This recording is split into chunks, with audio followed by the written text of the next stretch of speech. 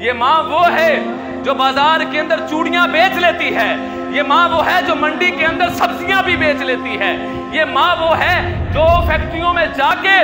Packing کا کام کر لیتی ہے، یہ ماں وہ ہے جو کڑوی کسیلی باتیں سن لیتی ہے، یہ ماں وہ ہے جو گالیاں سن لیتی ہے، یہ ماں وہ ہے جو ایک برتن ٹوٹنے پر اپنے مالک کے تھپیڑے برداشت کر لیتی ہے، لیکن اپنے بچے کے جسم پر نئے کپڑے پہننا پسند کرتی ہے۔ بچے کے پاؤں میں خود اپنے پاؤں کے اندر ٹوٹی جوتیاں ہیں، لیکن بچوں کے پاؤں کے اندر نئے جوتے دیکھنا پسند کرتی ہے۔ آپ نے اس ماں کو نہیں دیکھا جو میلے کپڑے عید والے دن بھی پہن لیتی ہے، سارا دن کام کرتی ہے اور اپنے بچوں کے جسم کے اوپر نیا لباس پہنا کے یہ کہتی ہے یہ وہی کپڑا ہے جو میں نے 1 سال پہلے ہی تو لیا تھا۔ ہائے قربان جاؤں ماں تیری رحمت پر، قربان جاؤں ماں تیری شفقت پر، قربان جاؤں ماں تیرے ایثار پر، قربان جاؤں ماں تیری قربانیوں پر، ماں تیرے صدقے جاؤں، ماں تیرے واری جاؤں، ماں میرے مال و دولت تیرے پر قربان ہوں، ماں میری کامیابیاں تیرے قدموں کے نیچے ڈھیر ہیں، ماں میری ڈگریاں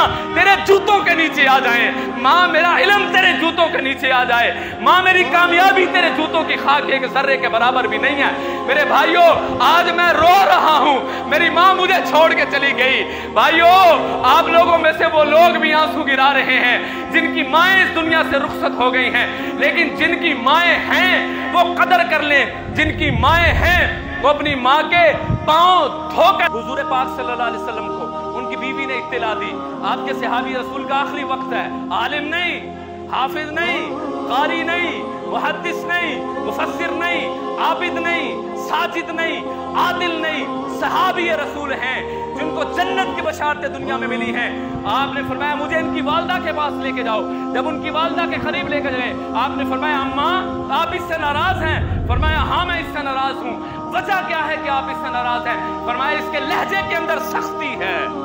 لہجے میں سختی ہے، مارتا نہیں ہے، گریبان نہیں پکڑتا، لیکن زبان اس کی تیز ہے، لہجے میں سختی ہے۔ لہجے میں سختی آئے تو صحابی کی زبان پر بھی کلمہ جاری نہیں ہوتا۔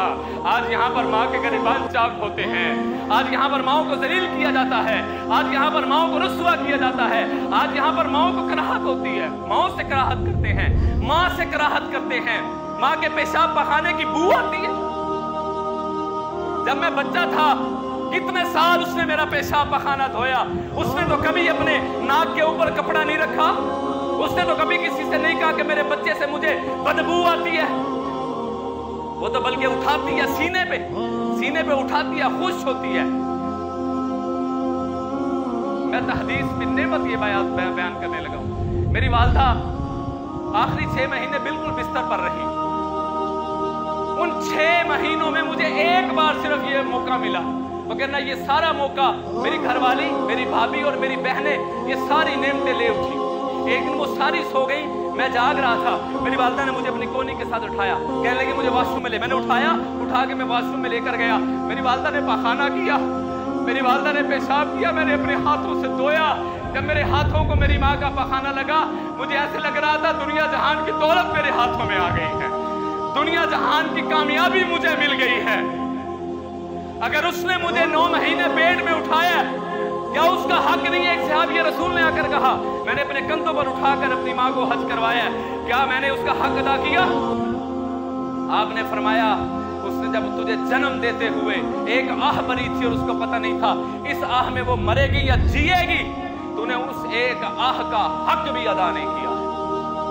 اور ہم لوگ سمجھتے ہیں ہم لوگوں نے ایک نوکرانی رکھ دی ماں کی خدمت کے لیے، وہ اس طرح خدمت نہیں کرے گی جس طرح بیٹا کرے گا، وہ اس طرح خدمت نہیں کرے گی، آپ کی بیوی بھی اس طرح خدمت نہیں کرے گی جس طرح آپ نے کرنی ہے، کیونکہ آپ اس کی کوکھ سے جنم لے کے